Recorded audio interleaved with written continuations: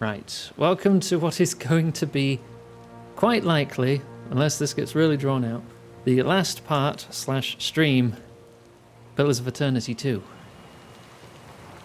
Because we are in Ukaizo. There's literally 3 screens left in this game. So it can't be that much game left, right? Of course. Right? Don't be thinking at it too hard, Cap. You'd be right hungry for an ill wind. Erosion has softened the bronze features, giving the proud statue a brooding air. Descending into the city would be suicide while the relentless storm rages on. Okay, so I need to find a way to turn off the storm. I mean, I've done it before. They have like weird machines that control weather. I knew we'd get messages like this, despite me saying at least twice in the Discord, hey, I'm going to update the schedule. Hey, I've updated the schedule. Just as a reminder, I've updated the schedule. Doesn't matter. Nobody pays attention to my updates. But yeah, the day off has been moved to Sunday instead because Alice is coming to visit. You're not in the Discord? Well, then you're going to miss the updates because I post the updates in the Discord. You don't have to join if you don't want to, but...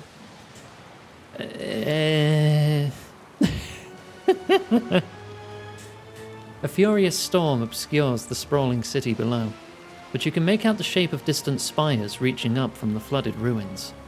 Spirit winds tug on your soul with insistence, like a stern hand trying to pull a cloak from your back. You recall the last time you encountered a Beerwick. Feels like a lifetime ago. Well, here we are. You look to those who accompanied you this far, who risked everything to face the confrontation ahead. How are you feeling about all of this, Adir? Adir's gaze wanders among glinting archways and half-collapsed spires, his mouth agape. Gilded Vale got its name from the way the wheat fields used to look in the sun. But this place really is gilded. Might as well be a different world. In a way it was, before it ended. Ended. Yet here we are, all the same. These great people got a funny way of passing on. They disappear from the world, but leave their problems behind for the rest of us to deal with.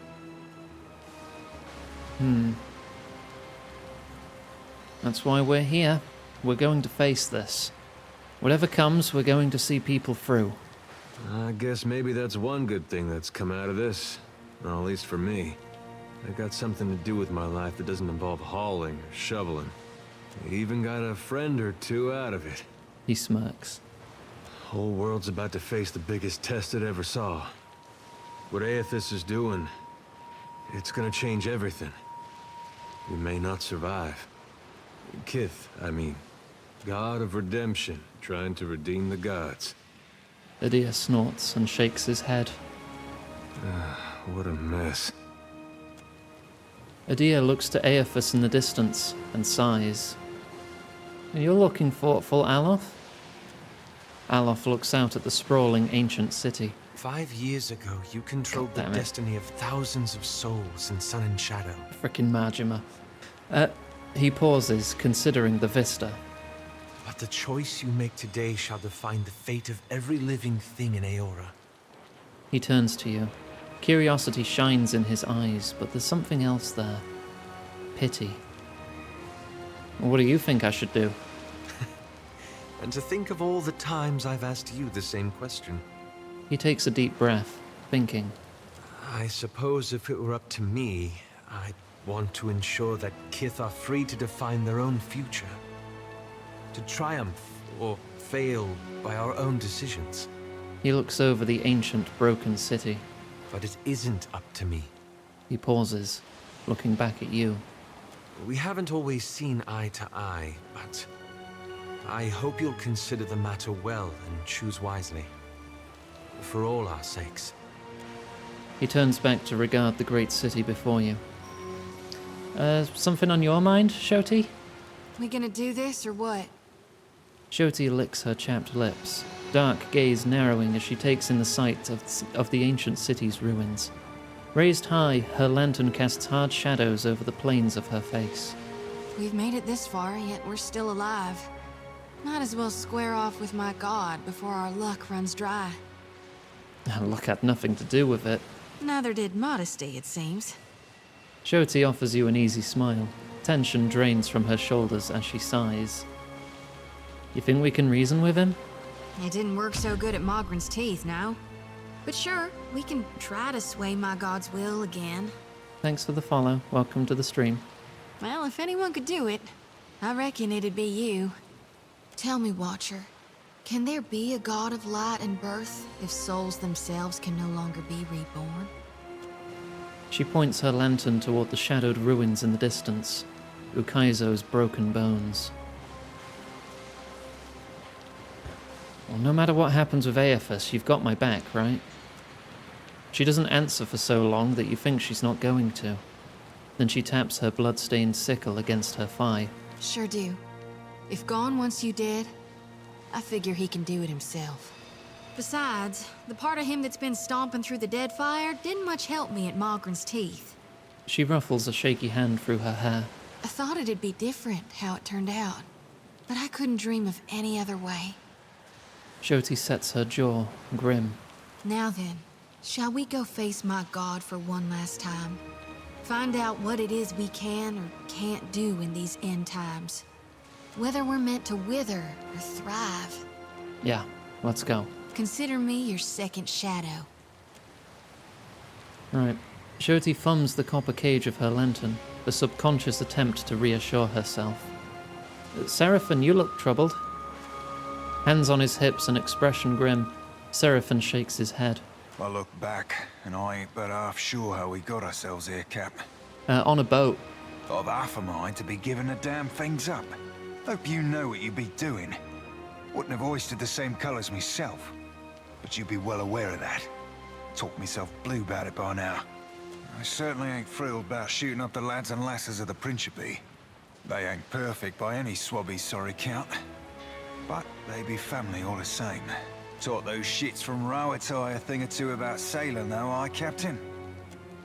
With a twitch of his ears, the Orlan turns away. Right, well, I think we're as ready as we can be. Let's go.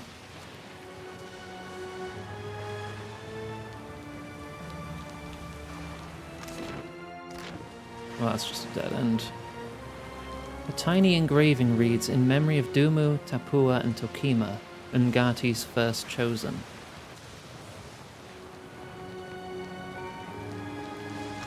Ah, that was really just a conversation area. Okay.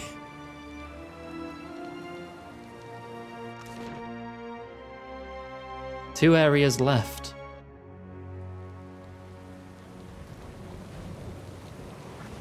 Neat. Oh, I can touch that. I'm gonna go touch that. Maybe this is making the storm. Though the device atop the tower spins in wild, blurring revolutions, the air around it is still and calm. You stand in the eye of the storm which has cordoned off Ondra's mortar from the rest of Aora for thousands of years. You see an antiquated control panel, its levers engaged in positions of activation.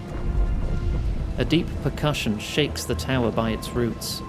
Somewhere in the obscurity of the storm, Aethys rears back his fist to deliver a mighty blow. The control panel has weathered the millennia better than the rest of the city. A layer of dust covers its elegant glass tubes and engraved copper levers, which appear both intact and fully functional. Deactivate the machine. You grip the largest of the levers and bring it up to its starting position. The vibration of machinery gradually slows, and turbulent winds grow calm.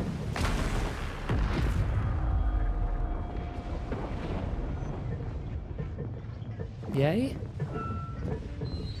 Question mark? The machine controlling the storm winds down.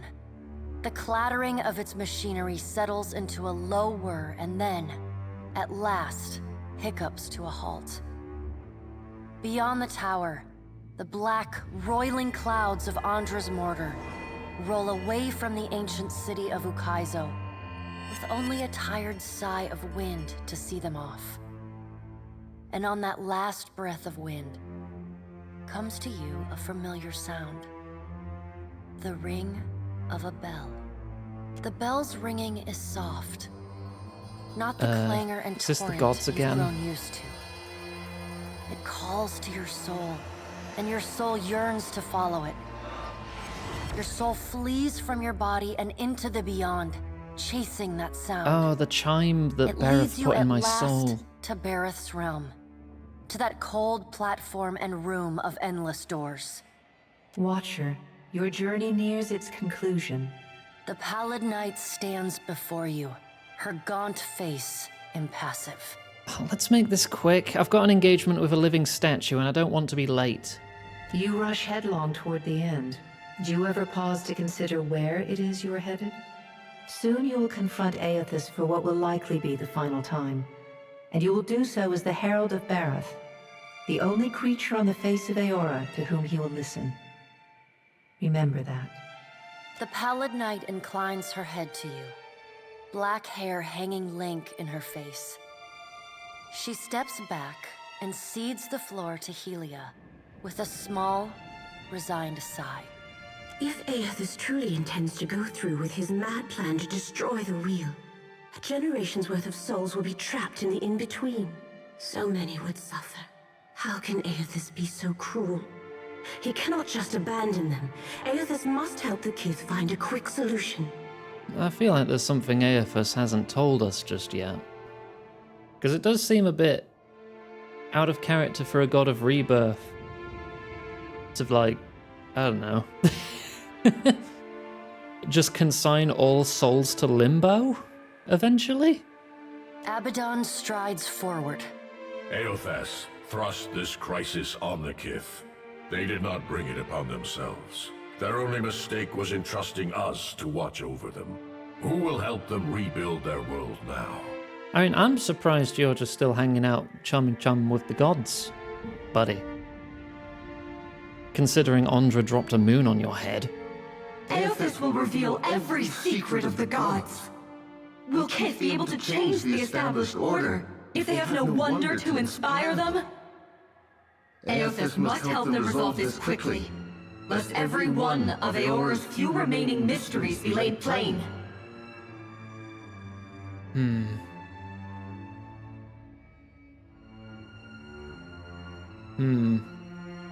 Should Aethys leave this decision solely to Kith? You have misgivings. Good. You should be wary of any help Aethys might offer you. With the wheel destroyed, Kith will tear themselves apart. It is the gods' duty to prevent that happening, lest they doom us all. And as Kith must be ruled, so too must the gods. I say that if Aethys is so eager to throw down the mantle of power and step aside, I shall take my rightful place as Queen of the Gods again. Oh god, no, I'll slap you down from that throne so quick. It's your fault we had the first game. Kith are strongest when they follow Oh our god lead. damn And we bitch are titties. strongest when we lead in turn. Hang on, I'll cover it with the United cursor. in purpose with the gods, Kith Doesn't can help accomplish she's got things that 4. without us, they could never have even begun. They must be shown their boundaries to surpass them. Kith will not Oh, thank solve goodness. Aethys' puzzle on their own. And without an established order to fight against, the bonds that bind them dissolve, and they fight amongst themselves. Dord damn. Panda, spell check. Once again.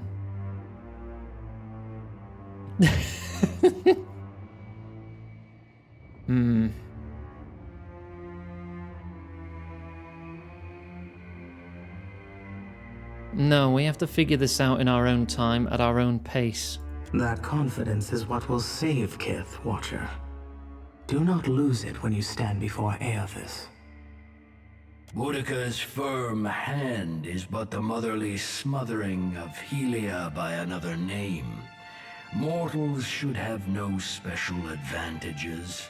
Only once Got there in the end, striven Panda. to improve themselves through trial will they truly know their measure. Kith must suffer to find their strength if they are to survive the world into which Eothas drags them. Our intervention in your struggle would be a cruelty and counter to our purpose. He lets his words hang in the air for a moment. Gaze, level with your own. Indeed. Kith must discover for themselves what it is they are worth, and of what it is they are capable. What we do for them, they do not learn for themselves. Trial breeds ingenuity. If our work of generations was not in vain, Kith will succeed in spite of Eothas' actions. I have faith in Kith's ability to meet Eothas' challenge. Do not mistake my words for indifference, Watcher. They are born from a fierce belief in your potential, not a refutation of it. Yeah, thanks for that. Woodacre's been dripping pessimism in my ear like poison. Margaret is blinded by her affection for mortals. She does not see that entropy is the destiny of all things. Oh, hush, Rimagand. If Eothas were wise, he would destroy everything. End life. End reincarnation. End death. Kith have had their chance. It is time to let silence reign. As Rimmergon's words fade, the Pallid Knight returns. She no longer towers over you, a giant even among the gods, but meets you at your height. She lets the arms crossed over her chest fall to her sides. She speaks to you openly, plainly, an expression almost like tenderness, turning up the corners of her lips. You know, if a god does this, I'm just expecting to be manipulated. Well, Watcher, you know where we stand. What do you believe? What do I believe?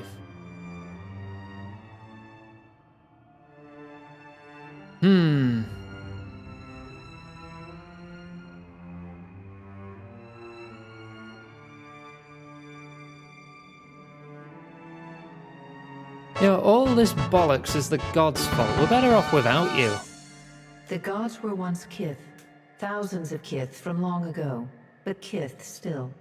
If we are diseased at our core, as you imply, then so too are you. Now the time has come for us to part, Watcher. I laid upon you a difficult duty, and you have discharged it well. You will be free of it in time, but not now. You have work to do yet. I don't really care for the "oh, you're just as bad as us" rhetoric here. You got overwhelming power, and you became totally corrupt as a result. Nobody should have godly power. Fuck the gods. Go our own path. You are no stranger to hard choices. You killed Theos, and when his soul was laid bare before you, you chose to destroy his memories. You freed him from his past. Remember the strength it took to make that choice, and know that you alone may sway Eothas now. When you stand before him, choose your words carefully. The gods depart one by one in brooding silence. A solitary figure remains perfectly still until the last of her colleagues is out of earshot. Woedica peers down at you, a triumphant grin splitting her weathered features. Bareth is a fool if she thinks I'll let her enjoy the last word. You were trusted with a heavy responsibility, Watcher. So childish. Speaking for mortals, and representing their interests in the future to come. Oh, sod off. I've heard enough of you. Impudent whelp. Seek your counsel from Eothas, then. No doubt he will fill your head with idealistic conjecture.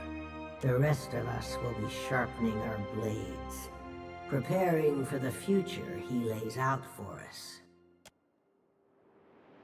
Oh good, I paid my sailors. Oh shit, I can see him. Oh, he is actively smacking that. Consciousness returns in a wave as the last of the machine's energy dissipates. The calming of the storm reveals the sprawling city around you like sand wiped from a mosaic. You see the distant outline of Eothas raising his fist in triumph and purpose. You keep falling asleep on me, I'm gonna have to start walking behind you with a pillow. Oh, by the way, the storm's gone. Also, I think Aethys has ended the world. Val, stop. Drink, thank you. Have a drink.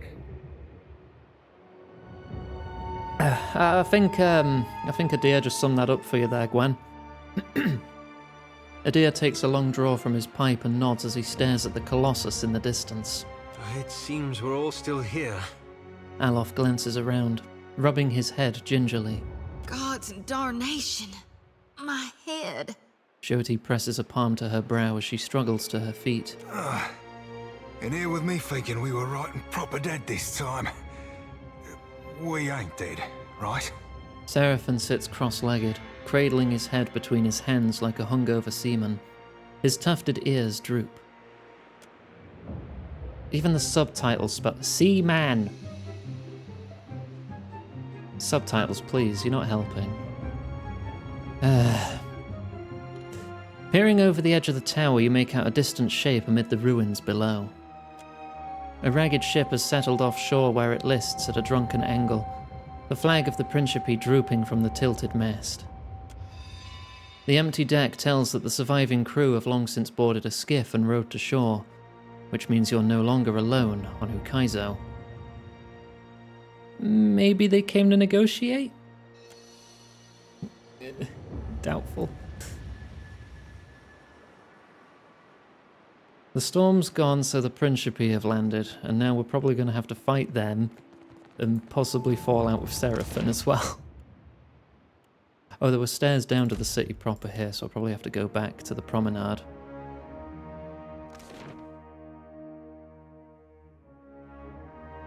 Oh, and where are they? So now it comes Hey, to Ferrante. this, Mika. Tugging on the frilled cuffs of his sleeves, Captain Ferrante strolls confidently forward. With a flick of his hand, he signals to the posse of well-armed pirates behind him. You think to steal my golden dream, but I will not allow it to happen. Bitch, I did so much jobs for you. He embellishes an aristocratic bow as he draws arms against you. My gratitude is yours for disabling the storms. It seems I did not require Rivan's ship to reach Ukaizo in the end. Don't make me hurt you. Walk away while you can. I will disintegrate you with my mind. You jest in the face of your death, huh? Allow me to admit how grandly I will enjoy ending you. I have been through so much. I have fought gods and dragons. What do you hope to accomplish here? You senile bastard. Until the next life? Nor perhaps not, considering. Hey, guess what? I just entered stealth. Despite him looking straight at me. Right, attack. Why are you in the front? Why are you in the back? This formation is fucked again, isn't it? You there. Yeah, that'll do. You're going to wait for combat to start. You're going to charge in. Actually, you're going to charge in that priest. See trouble.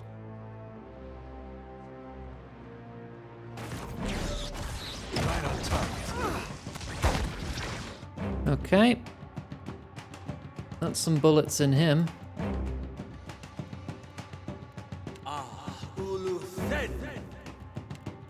You are going to... What are you going to do? You're going to buff us. I'm going to disintegrate you. Hey, look who's now disintegrating for 23 seconds. Wonderful. Wrong button. Switch to sword.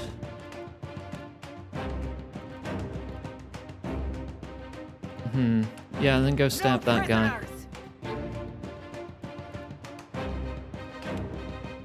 You're gonna try paralyzing. Ooh, go for paralyzing 3 of them.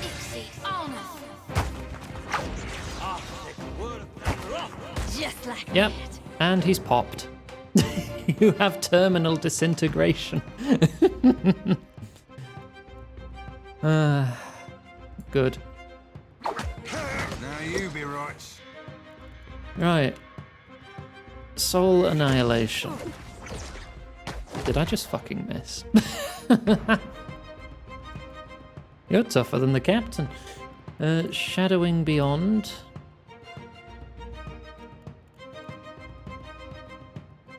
Drop a hammer on this bastard. Switch to gun. Shoot the priest.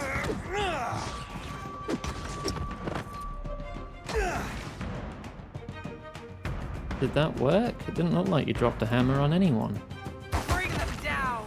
Now you be right, screwed. There we go. That's a hammer. Right. Psychic Scream.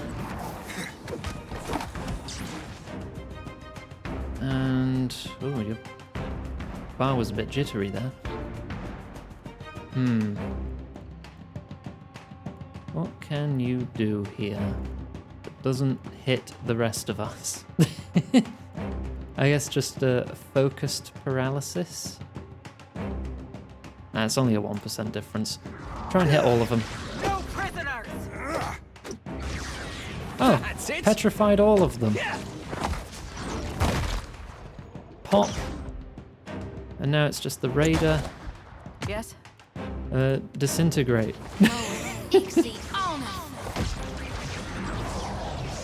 Looks like they resisted it. That's a shame. Bring them down! This is fine.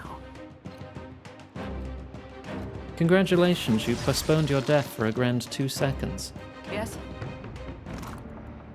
Barante's breastplate. God, do I even need to look at loot at this point of the game?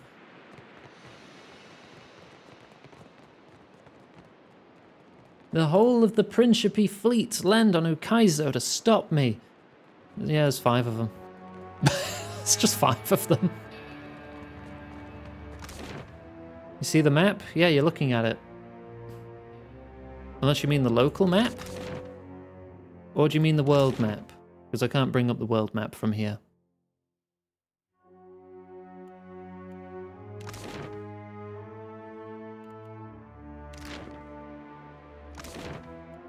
Moy Guif.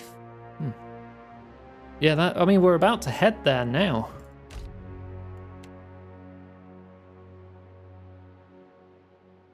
You descend into the ancient winding streets of Ukaizo. Battered by storms for thousands of years, the ruins bear the marks of their role as the lone witnesses of the god's great secret at the center of the city. The houses and boulevards are pierced by great spears of luminous Audra. There are no ashen bodies, no birds, no sign or sound of any life. But with every step, the rhythmic pounding in the distance draws nearer. Soon, you can feel the vibration traveling up your spine. As you approach the center of the city, the weathered architecture gives way to more luminous Audra, piercing the ruins, eventually overtaking them entirely. Cresting the top of a fallen tower, you finally get a clear view of Aethys. He stands, legs astride, next to a great stone monument ringed with 11 cavernous alcoves. All but 3 hold a gargantuan skeleton, bones scrubbed clean by the city's storms. And yes, Gwen, I got my soul back a couple streams back when we met him in Magran's Teeth. I reunited with myself. We had a whole chat about it. It's like, hey, you're me and I'm you. Let's merge. An immense Angwithan machine floats above the monument, suspended by invisible energy emanating from a well of light beneath it. Great brass rings spin around a core of metal and Audra at the machine's center. Periodically, Aethys's massive arms swing back. The movement alone is enough to draw great gusts of wind toward him. When they come down on the machine, the impacts are accompanied by eruptions of electricity, fire, and smoke. The hundreds of luminous Audra pillars across Ukaizo, sympathetically dim in a rippling wave that spreads out from the machine. It does look like he's succeeding. Also, you may have noticed when I kind of stuttered or stumbled on saying merge because I kind of wanted to say make out. That would have gotten me the bonk. The only safe route to the god is a steep ascent along a monstrous pillar of luminous Audra. Yeah, like that. Intertwined with fragments of Ukaizo's ruins that it has carried through the centuries. The pillar bends in a long arc, towering above the machine. The pillar levels out near Aethys's head, a silent observer to the destruction of the machine it has grown beside over thousands of years. You weave your way along a treacherous, rain-slicked path up the pillar's skyward side. As you arrive at the top, you catch Aethys's attention. Fist pulled back, he pauses to observe you. With the same gentleness he showed at Ashen Maw, he lowers his arm and turns toward you. Oh, yeah. Hi, Aethys.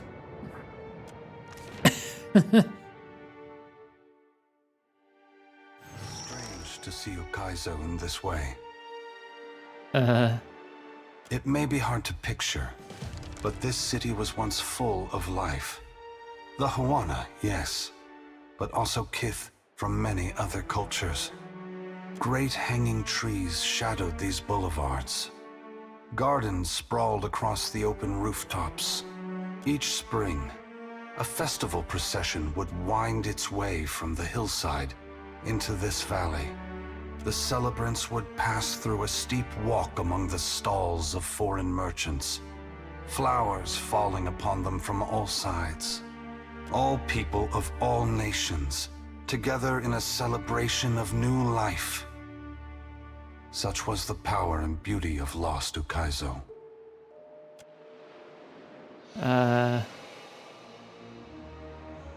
The soul of Waidwen separates out from the masses trailing in your wake.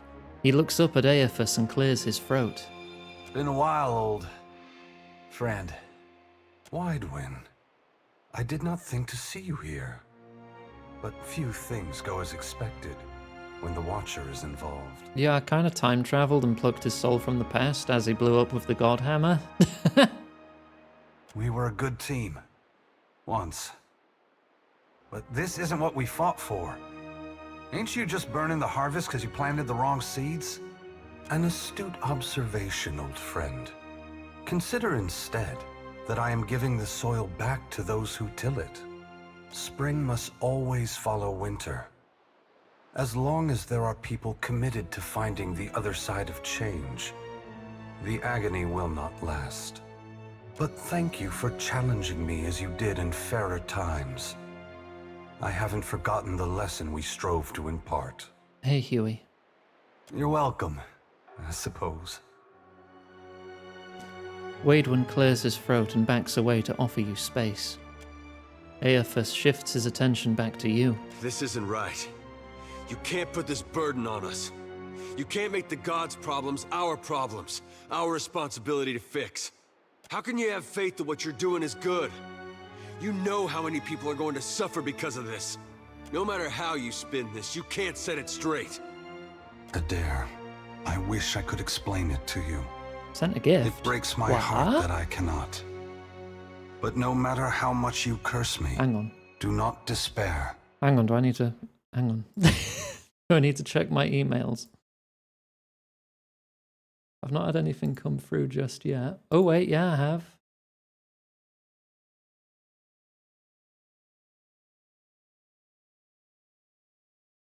Another contribution toward Indiana Jones and the Great Circle. Message from Gran. She wants to see you play Indiana Jones. Aww. I love you. Thank you very much. The souls of this world will need people like you. Lights burning brightly in the darkness to come. Gone, please, I'm begging you. What do I do following this? How... How am I to best serve those still living, to improve our future chances of survival? Okay, so while you're watching, Mum and Gran, or if it's just Mum, you can pass this on to Gran. I do plan to play the sequel to this game after I finish this. And then after that, I plan on playing Tomb Raider 1, 2, 3, 4, 5, and 6. Back to back, one after the other. The other game I've got on at the moment, the Kingdom Come game, I'm swinging swords around and stuff. After that, I might be able to fit in Indiana Jones. The issue is they're big games, so it might still be a while. The Deadfire and the Eastern Reach are full of animancers, women and men with brilliant minds who can solve this great problem. They will also need people with brilliant souls, like you, Shodi. People who can tend to the spiritual needs of the world in a time of fear and desperation. Remember, the flame you bear is not only light, but warmth. Provide comfort to all who need it. I ain't never chatted up a god before. Feel like I should be asking something profound and philosophical. And yet, thing I'd be wanting to know, what be stopping the other gods from coming down and just setting this shit back straight? And then you breaking it again. This be our new tides then, all up and down, over and over, till the sea drowns us all? A wise question, Seraphim. Have no doubt, some of the gods are already trying to figure out a way to fix this on their own. Well, yeah, they sent me to try as well. It is not beyond their capabilities. After all, we made these machines with the Huana many years ago. But it is not something they can do easily. Not without mortal assistance. It will be for mortals to decide if they should receive it. Alof shakes his head, looking up at Aethys. What right do you have to do this? Destroy the wheel and leave us with nothing? Without even knowing what will come next? Aloth, we are all gods and mortals, responsible for our own actions. But inaction carries its own moral responsibility. It is a burden I have carried for far too long. One must always do as their conscience dictates, even if that means abdicating a position of power. But what of you, Watcher?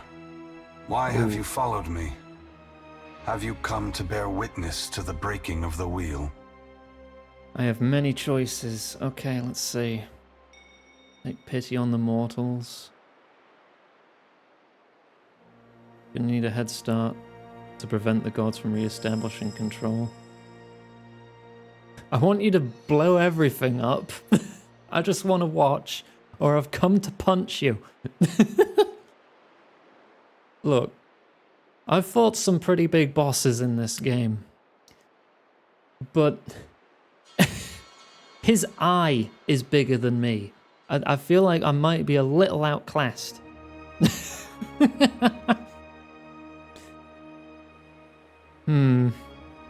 I think I can Shadow of the Colossus this. I'm not sure what to say. Ig could take him. You can't save mid-dialogue now.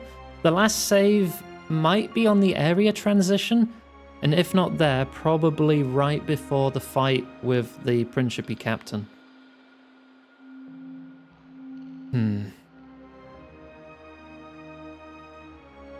Mortals are going to need a head start on things to prevent the gods from re-establishing control. You need to inspire them. Mortals are already inspired.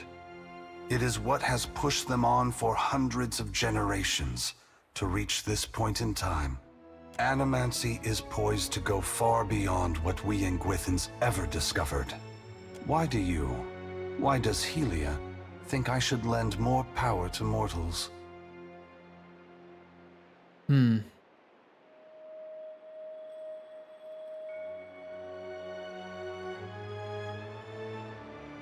Because I believe in Kith. Believe in our potential to do good in this world. As do I. From where should mortals draw their inspiration? They should take lessons from Aora's past, the rich history of their cultures. Very well, Watcher. I will ensure that mortals are inspired by my passing, that my power not be expended in vain. Indulge me in a moment's curiosity. There is something I wish to know about Eora, about Kith, that I can only learn through your eyes. You're not taking my eyes, I need them. You misunderstand. You followed me all this way, dodging an armada, navigating an impenetrable wall of storms, voyaging across uncharted seas. It has been quite the adventure. Besting a guardian who existed to bar your trespass, with the machinations of gods echoing in your ears, all the while trusting in the institutions of Kith to get you this far, and earning their trust in turn. Whatever else happens this day, that much is remarkable. I believe that mortals possess the strength to collaborate and shape a future of their own design.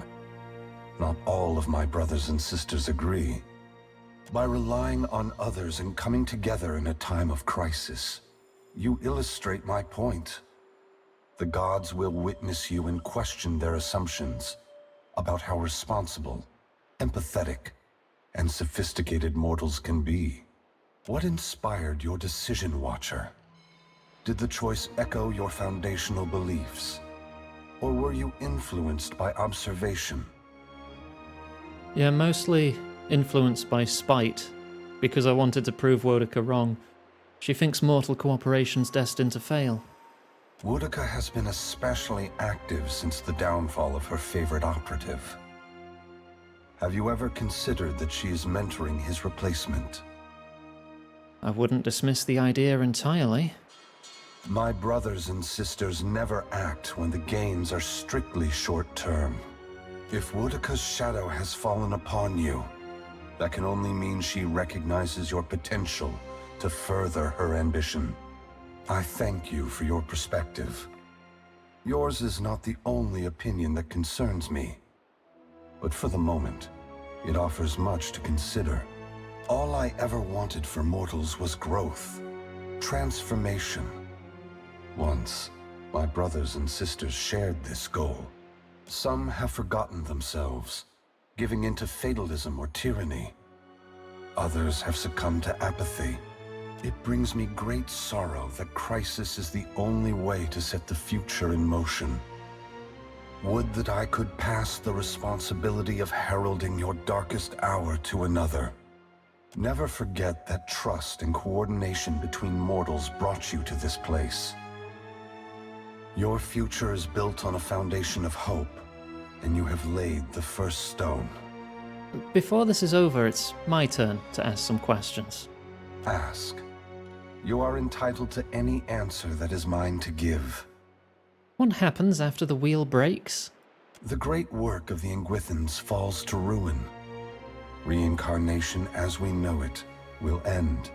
Souls which currently await new life in the beyond will be born into the world as normal, but their numbers will not replenish. Anything that dies will tarry in the void of the in-between, awaiting the motion of a wheel that no longer turns. Once the beyond has emptied, every birth will be hollow-born. Yeah, figured. Other maladies of the soul may follow and plague those who linger in life. We're basically on a time limit. Unless mortals work together to carve a new path, the essence of life will be trapped in the netherworld. Gods will starve. Eora will grow silent and cold. And how long is that going to take? A generation or more. That much essence is already poised to flow into Eora. But unlike an hourglass, no amount of turning will compel the sand to reverse its course. Should you choose, you could lay down your burden and trust in your children's children to set matters right. That depends entirely on you. It's a lot less time than I was thinking it was going to be. By your reckoning, there are still good years to come. By ours, time is short.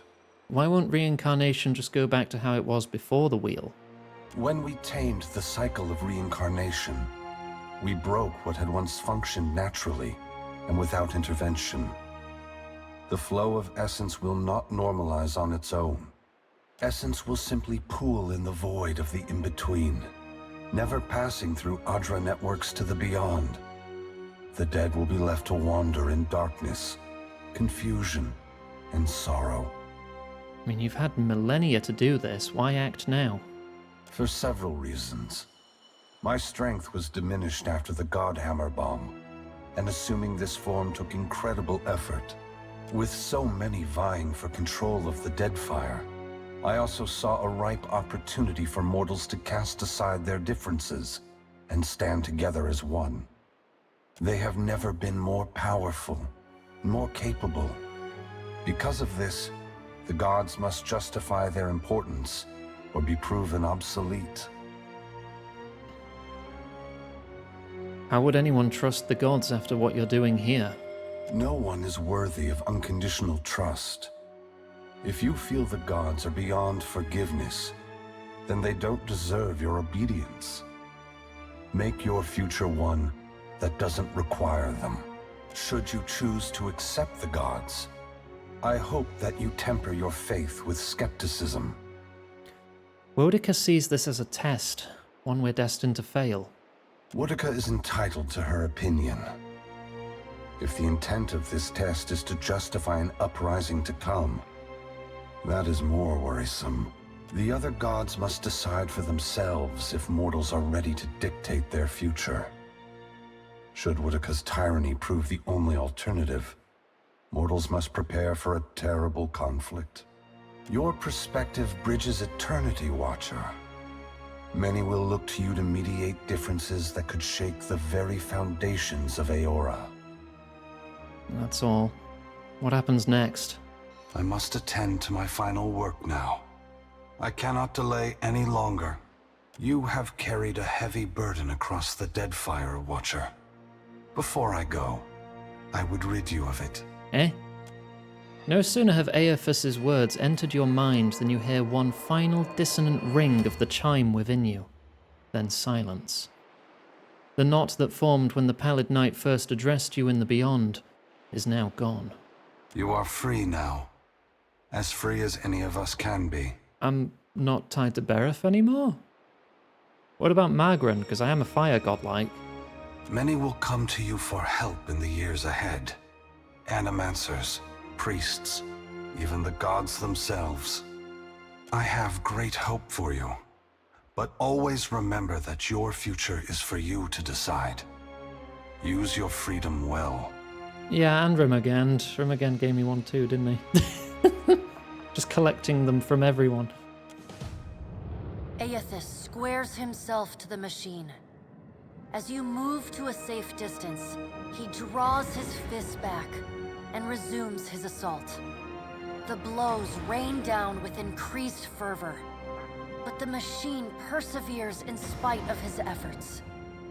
Spreading his arms wide, Aethys draws power from the luminous Adra clustered around the valley. The energy courses through his body, limbs overflowing with intense light and waves of heat. He returns to his task, each strike bringing with it the sound of cracking stone and twisting metal, the flickering of luminous Adra across Ukaizo. As the ancient machine finally begins to succumb to his strength, so too does Aethys's body. Oh. Built to withstand the passage of thousands of years, the great Adra statue has finally been pushed beyond its limits. Cracks appear along the hands, then race up the arms. Aethys does not slow his assault, but continues unabated. Its brass rings twisted, the machine spins erratically but withstands the relentless barrage. Aethys stands astride it and pummels the base of the machine. Soul energy begins to flare out from the machine's heart, warping the air with the intense heat. Aethys drives his right fist into the machine's center, the core of metal and Adra.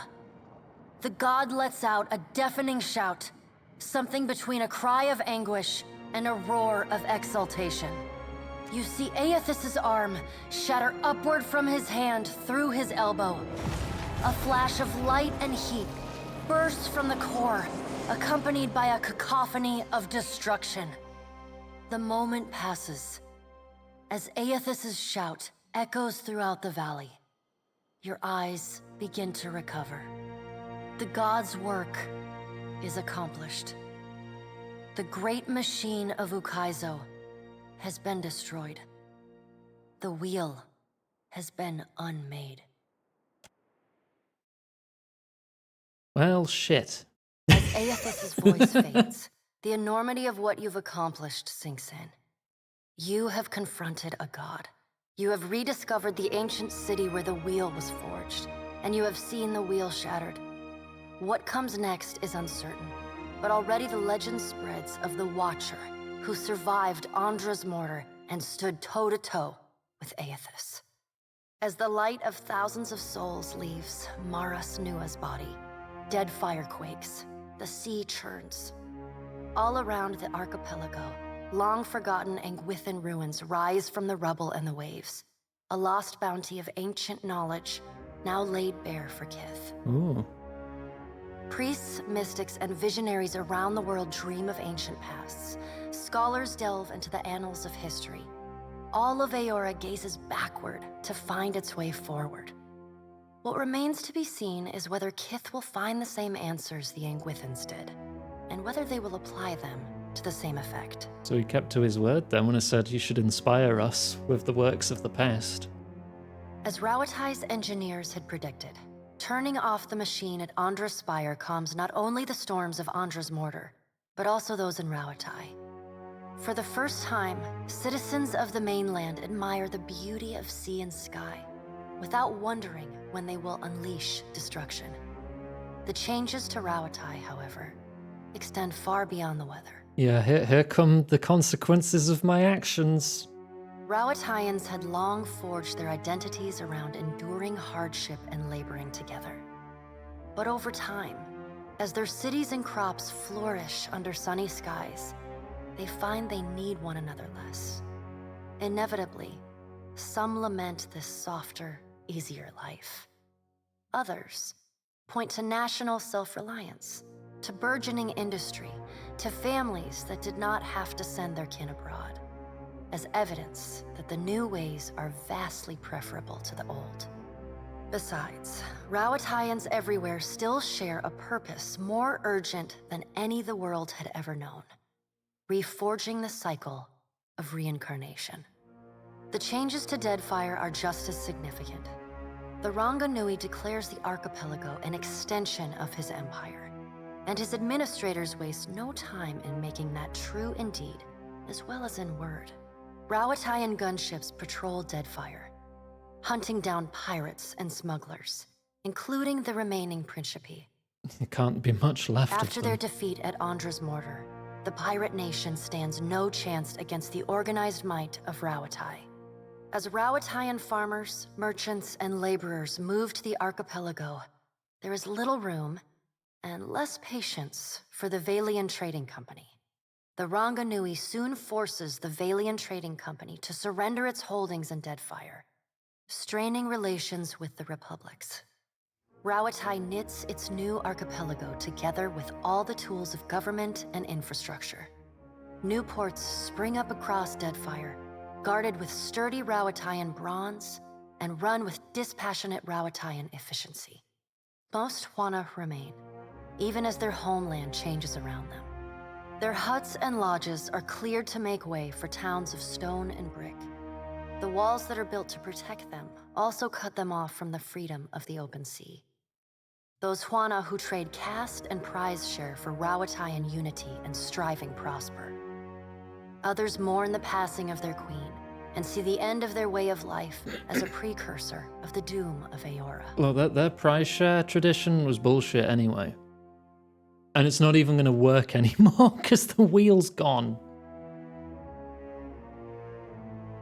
The mysterious deaths of Governor Clario and Storm Speaker Ikawa provoke hostilities between the Valian settlers and the Huawan residents. Eh? What starts with Wait, they angry died? words What? escalates, to retaliatory killings as each side blames the other. Oh, the Deadfire assassinated them, didn't they? By the time anyone bothers to question the strange coincidences surrounding their deaths, including reports of a cloaked Omawi woman seen in both the port and the village, both sides have gone too far to turn back. The chaos makes it easy for a small Rawatayan contingent to swoop in and establish control over the island. Within days, they eject the remaining Valians and pacify the Huana. Port Maje becomes a valuable outpost, and one that allows Rawatai easy control over the southern end of Deadfire. It is, by all accounts, a smooth and exceedingly well-run operation. As the balance of power changes in Deadfire, so too does Nekataka transform. While Hazanui Karu directs her fleet from Ukaizo, Atsura stays behind to manage Nekataka. Under his oversight, sturdy walls and artillery batteries rise to protect the city. Ships bearing settlers from Rawatai and staple goods from the archipelago churn the waters of Queensbirth. And despite the vacancies at Kahanga Palace, Atsura retains his simple quarters in the Brass Citadel. So the royal palace just remains empty. The pirates continue smuggling food into the gullet, and the Raparu embrace their benefactors, aiding and concealing their smuggling operations. Over time, the gullet becomes a hotbed of piracy. Like it wasn't already? The Angwithan and Huana ruins that Aethys reveals hold many surprises for the Water Shapers Guild. Though they yearn for the knowledge still hidden in Ukaizo, what they learn amidst their people's ruins spreads and strengthens the practice of water shaping across the archipelago. Oh, that's good. Your brief encounter with Letharn proves deeply influential for the children of the Dawnstars. Plagued with nightmares and haunted by the deaths at Hesango, Letharn begins questioning his faith in Aethys. At first, his fellow Dawnstars chide him. But that changes as word of Aethys' deeds at Ukaizo spreads. After all, what business have they worshipping a god who denied his own legitimacy? The faith of the children of the Dawnstars fades, but their commitment to the people of Deadfire does not. They continue feeding, healing, and helping the neediest, just as they have for decades. It is no longer a holy mission, but it is a mission all the same. Yeah, so they're still helping people, that's good. Ruanu, the chieftain of the Huana at Tikawara, dies mysteriously. The tribe finds his body was this washed another up assassination? on the same beach where Anaharu challenged him to the trial of waves. Some blame Anaharu's vengeful spirit. Others see it as Ngati's final judgment.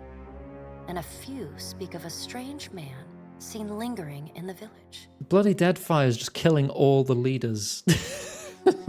Atsura sends a ship with food, aid, and a small garrison of soldiers to the unfortunate village. The leaderless tribe is all too happy to accept Rawatai's generosity. They return the favor by reaching out to other far-flung tribes on behalf of their new benefactors. It's all manipulation from Atsura. Ships continue to disappear at the southeastern fringe of the archipelago, and stories circulate of a colony of vampires and gulls preying on their crews.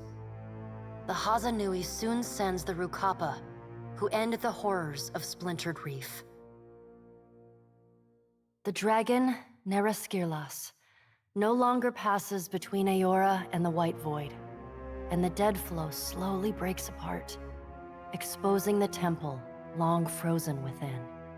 Hafjorn leads the remaining harbingers of time death to hydrate. on a return pilgrimage to the White that wins, and they scatter into the clans and settlements from which they hailed. The Temple of Remergond falls into disrepair, home only to madmen and monsters. In besting the Beast of Winter, you earned the Death God's mercy rather than his enmity. The deity remains characteristically unforthcoming about his decision, and you're left to wonder whether in doing battle with him in the White Void, you somehow furthered his apocalyptic ambitions. Word spreads of the primal island of Kazuwari, once home to an arena that hosted bloody competitions and fearsome ordeals. Wild tales whisper that the spilled blood attracted a terrible beast of scale and fang that slaughtered those gathered at the island before destroying the great enchanted statue that oversaw the island's trials. Sucks to be them. Absent its guiding voice, Kazuwari descends into anarchy. Hundreds of Kith, and no small number of Wilder and Primordials, flee from the Black Isle, their minds a confused collection of inconsistent and contradictory memories. Each escapee bears knowledge that was once lost, and agents of the Hand Occult across Aora work tirelessly in the years that follow to hunt down and end these fugitives. They find far fewer than they hope. Yeah, that was Tane's quest to give people's memories back, just not necessarily in the right order. Consul Hot's ascension to near divinity Oh no. shocks the circle of Archmagi, who are uncharacteristically rapid and Oops. unified in their response. Immediate and violent censure of the Lich. Consul Hot's titanic form weathers the magical attack, however, before disappearing into the depths of the Deadfire. He likely lurks in the deepest darkness of Andra's realm, plotting, Oh scheming, no. and awaiting a time he might rise again to reclaim his rightful authority. I've made a god of the deep. I've made a Cthulhu. It looks more like a Shoggoth, but still dwelling in the deep reaches of the ocean.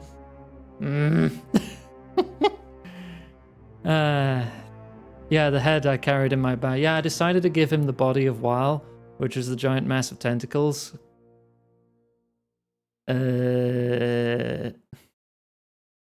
No, I wasn't expecting it to go well. Not at all. But, it's been less destructive than I imagined. It just ran down to the bottom of the ocean. Though your adventures alter the destiny of Aora and the balance of power in Deadfire, they also leave a lasting mark on those who travel at your side. Your companions find themselves changed in ways both big and small. Adair returns to Hisongo, where he reunites with Byrne, the son of his former lover, Alava. The boy takes heart in Adair's account that Aethys and all the other gods were false, petty, and unworthy of the love of Kith.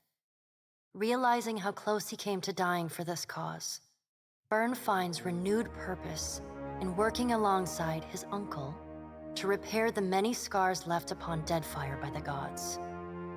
Under Adair's guidance, Byrne grows into the kind of irreverent, stubborn hothead that would have made his mother proud, and Adair visits her gravesite, often to tell her so. Shodi is not a priestess who understands the meaning of subtlety. As such, she makes her girlish crush on Adair painfully obvious from the moment she first sets eyes on What? But the she's strapping my fighter. partner now, though. Early in your travels, Adair appears discomforted by her persistent flirting. He often grimaces when she sidles up to him, and he takes endless pains to keep their conversations terse and to the point. But after a little smoothing on your part to nudge them in the right direction, Adair makes an effort to view Shodi with an open mind. And Shodi begins teasing the veteran fighter in a more companionable and less amorous manner. After saving each other's hides a couple times and sharing more than a few laughs, the two form an easy, and you suspect, lifelong friendship. Oh.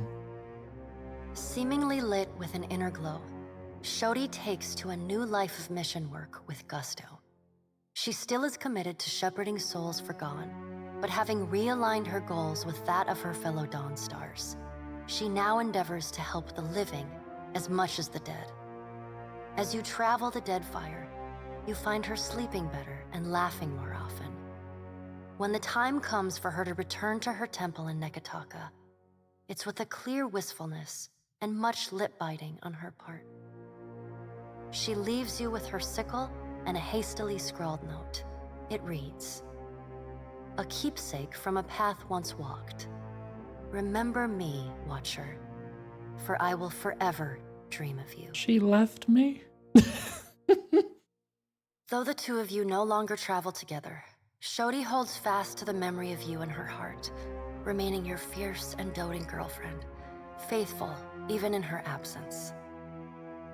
You receive a missive for every day apart, though they often arrive in a single bundle some weeks or months past. In them, she writes of how she misses you, Oh. how you are like a fire that burns inside her, how one day surely you will be reunited again. Until then, she prays for your safety as she continues to labor in service to Gon. Aloth renews his commitment to destroying the Leaden Key. With the wheel broken, loosening the god's stranglehold on Kith is more urgent than ever. It is a lofty goal, and one he does not expect to finish in his lifetime.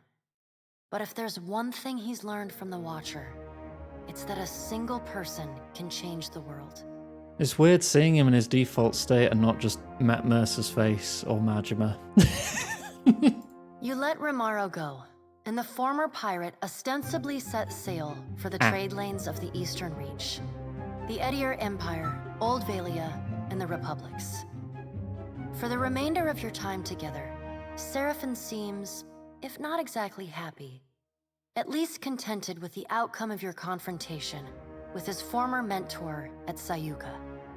After your encounter with Aethys, the pirate drifts into quiet contemplation. As you sail into your next port, he meets you at the ship's rail. He'll be leaving the gods to you going forward, he tells you, and saving his bullets for those like to die from them. Seraphon parts company with you not long after. Occasionally, in the years that pass, you hear tales of his ship, the Taste of Freedom, and its violent exploits against any and all who would purchase or purvey Kith. Nice, Seraphon. Proud of you. He goes off adventuring, ending slavery. Good. After reporting back to her superiors for the Watcher's actions against the Valian Trading Company, Pallegina is rewarded with reassignment home to the Valian Republics. She spends the next several years as the head of the household guard for the Duke of Ancense. In this role, she is often lauded for her courage and loyalty. Even with all of the praise, there are still times when she cannot help but feel she could have had more influence on what transpired in the Deadfire. Yeah, but the Royal Deadfire gave me a submarine, Pallegina. They gave me a submarine. Pallegina renews her relationship with Jackalo, corresponding with him regularly, and even meeting with the old Animancer once or twice a year. Though she does not understand the intricate details of his research, she reads his letters and responds with great enthusiasm. Her brothers, and even the dukes themselves, note that Pallegina's demeanor is always warmer on the days when she receives a letter. Rumors even spread that some of the brothers have seen her smile. Time away from the Navy gives Maya Rua some perspective on how Rauatai conducted the Deadfire occupation.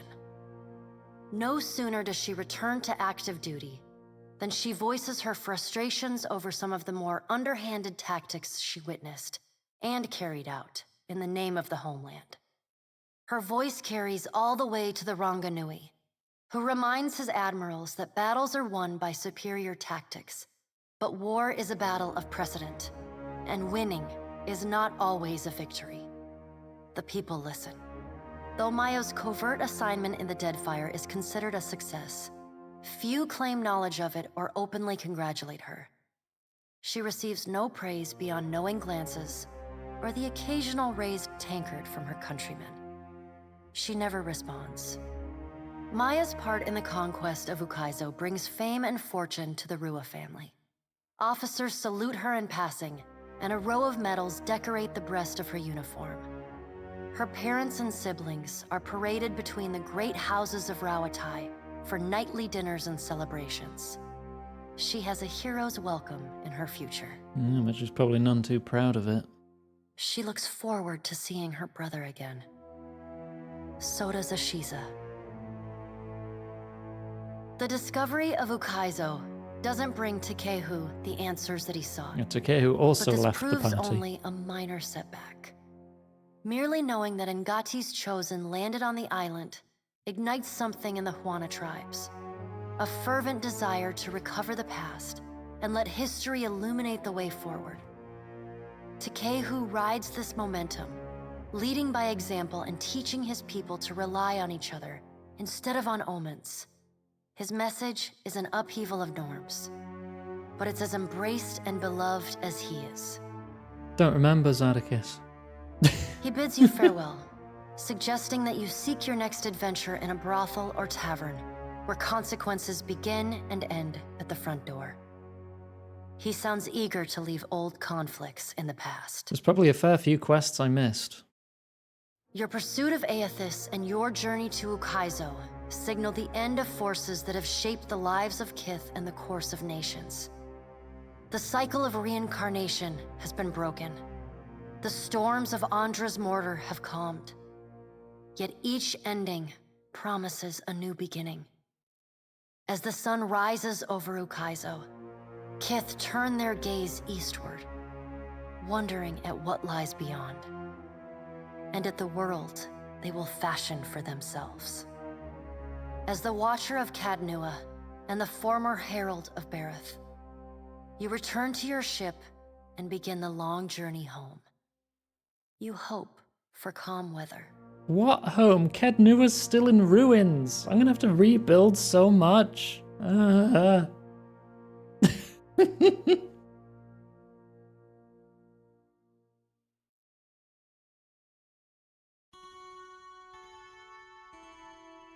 Save me!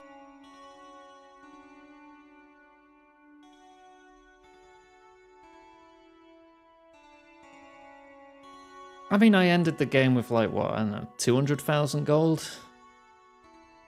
Is that enough to rebuild Kednua? Yeah, there's probably going to be quite a crater, given that Aethys vacated the underground quite violently.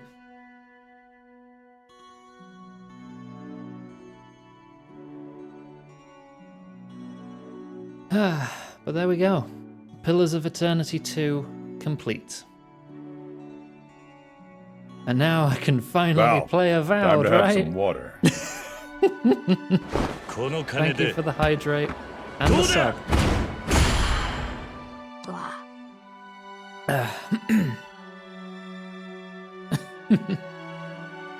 Congrats. God damn it, Desmond.